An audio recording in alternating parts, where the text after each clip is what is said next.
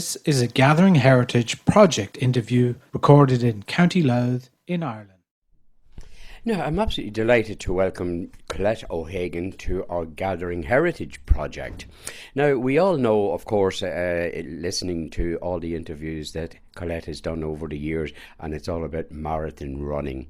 But today we are going to try and get a bit of what the lady is like behind her running, and it's a completely different life we're going to talk about, Collette. Yeah, we are indeed. We're going to go back to my childhood and then my life as a foster parent and working with the children in Romania in orphanages and the Chernobyl Respite Project. Right.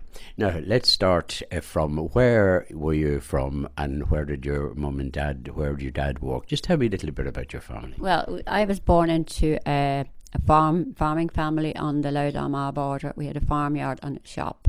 And my dad was obviously the farmer, and I grew up on the Louth Armagh border, and we had a big family. There was 18 of us all together.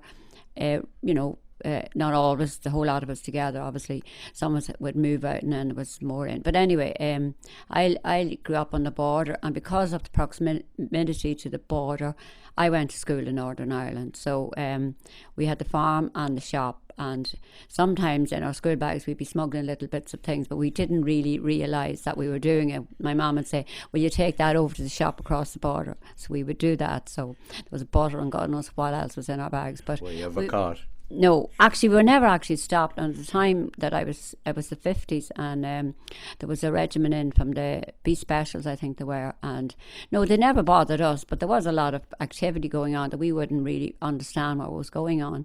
There was a lot of the time that the border was blown up, and there'd be a big crater in the road, and we'd be jumping into the big hole in the road and enjoying that bit of crack.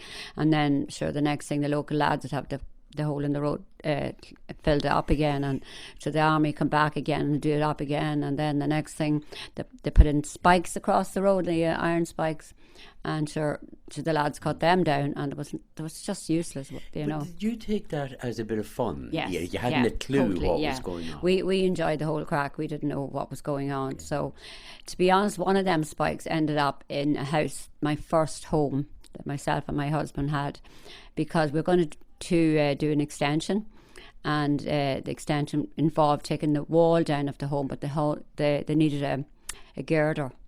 So where did we find the girder?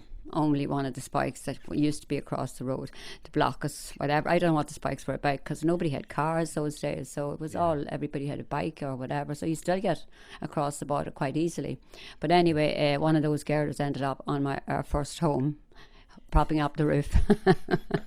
There's a memory and a half, isn't it? Good memory. You just passed over very quickly there. There was 18 in your big house. Family, my parents had obviously a big family. Listen to the full interview on www.gatheringheritage.com.